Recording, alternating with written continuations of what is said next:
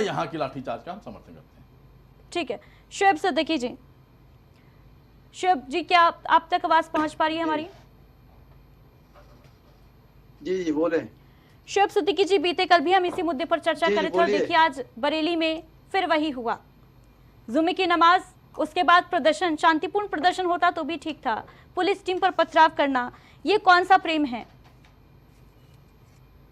देखिए यहाँ तक जिस तरह आप ये बात बता रही हैं, देखिए होता क्या, जुमे का जो दिन होता है वो हमारे यहाँ बहुत अहम होता है, वो हफ्ते की ईद कही जाती है। जुमे के दिन जो है तकरीबन जो लोग नमाज कम पढ़ते हैं या नहीं पढ़ते वो जुमे के दिन जरूर पढ़ते हैं और भीड़ हमेशा रहती है।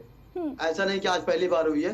लेकिन तौकीर रजा साहब अपने बयान के लिए जाने जाते हैं, उन्होंने आज एक नया बयान नहीं दिया, वो हमेशा बयान देते हैं।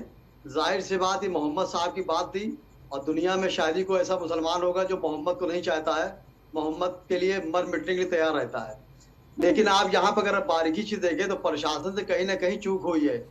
इतने लोग इकट्ठा थे, अगर तौकीर रजा साहब ने एक बयान दिया था कि मैं सड़कों पर उतर जाऊंगा नबी के लिए, आवाम उतरेगी, तो कम से कम प्रशासन को उस हिसाब से जिम्मेदारी लेनी चाहिए थी कि आखिर ये बात क्या, और उनसे बात करनी चाहिए थी कि आप इस तरह की बात कोई ना करें। अगर आपको विज्ञापन देना है तो आप मुझसे बताइए, मैं आपके पास खुद आ जाऊंगा। क्योंकि तौकीर रजा एक मामूली शख्सियत नहीं है, आप भी जानती हैं, उनका कद एक बहुत बड़ा कद है। ठीक है शुएब जी, तौकीर रजा का कद बहुत बड़ा है, लेकिन उनके जो बयान हैं, उनके जो विवादित बयान हैं, भड़काऊ बयान जो हैं, उनकी लिस्ट भी बहुत लंबी है, उस पर क्या कहेंगे? क्या इस तरीके से बयानबाजी करनी चाहिए क्या, कि क्या इस तरीके से समुदाय के लोगों को भड़काना चाहिए क्या?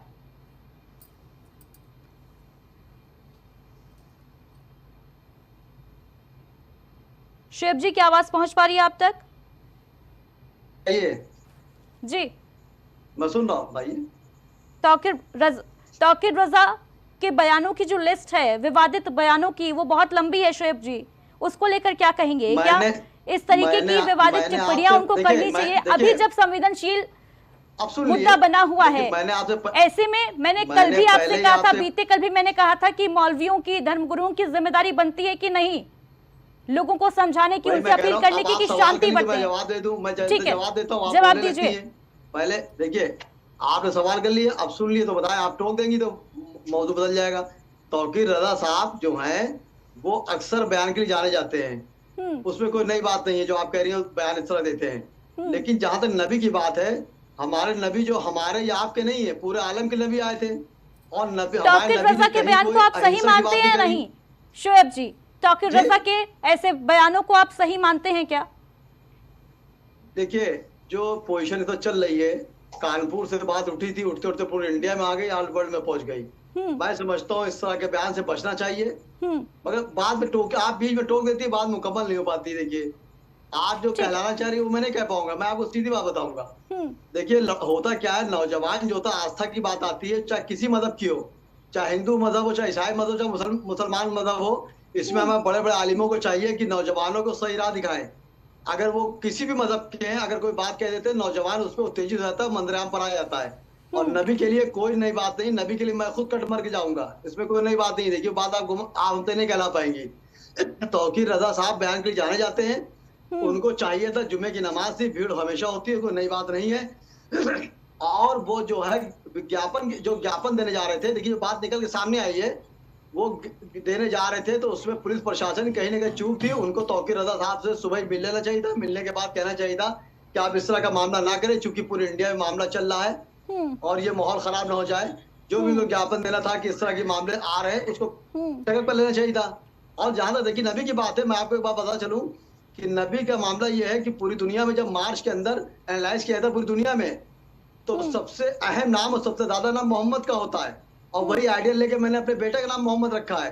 तो मोहम्मद का दिल से आप किसी मुसलमान को नहीं हटा पाएंगे। अगर मोहम्मद कोई नहीं चाहता है तो मुसलमान ही नहीं है, पहली बात। और तौकीर रजा का अपना बयान हो सकता है, मैं उस पर कोई टिप्पणी तक नहीं करूंगा। ठीक है, लेकिन ये मुल्क संविधान से चलता है, संविधान से जो अलग हटके चलेगा, बहुत अच्छी बात आप कह रहे हैं। लेकिन मेरी मुल्क के वजीर आजम से, और देखिए मुकम्मल हो जाए, मुल्क के वजीर आजम नरेंद्र मोदी जी से भी मेरी गुजारिश है, और रियासत के वजीर आला योगी आदित्यनाथ जी से भी गुजारिश है कि निष्पक्ष जांच की जाए, जो दोषी हो बख्शा ना जाए, लेकिन जो निर्दोष को सजा ना दी जाए। आप एक चीज बारीकी में ये भी देख लिए, अक्सर रैलियां जो होती हैं उसमें चंद लोग बाहर से आते हैं, ईंटें पत्थर फेंक देते हैं और उनको कुछ नहीं होता है। उसी तरह जिस तरह लोग आग लगाते हैं उनके हाथ नहीं जलते हैं, लेकिन आग बुझाने वालों के हाथ जल जाते हैं। तो इसलिए इस चीज को बारीकी देखा जाए, विवेचना की जाए, और विवेचना के बाद अगर कोई कसूरवार है किसी समुदाय को, अगर किसी ने आग भड़काई है, किसी लड़ाने की कोशिश करी, गंगा जमुनी तहरीक को मिटाने की कोशिश की, तो बख्शा ना जाए, लेकिन कम से कम निष्पक्ष जांच की जाए और जो लोग खतावार है उनको बख्शा ना जाए, लेकिन जिनकी खता नहीं उनको ना बख्शा जाए। क्योंकि आप देखिए सब माहौल इतना खराब चल रहा है, हर मामले में मुसलमानों को टारगेट किया जा रहा है। निष्पक्ष जांच की जाए ये कह रहे हैं आप, लेकिन जब जांच होती है, जब मुकदमा दर्ज कराया जाता है, तभी तो हाय तौबा मच जाती है ना। ये देखिए ना, छोटे छोटे बच्चे जो पत्थर फेंकते नजर आ रहे हैं, इन बच्चों के हाथ में पत्थर आखिर किसने पकड़ाया?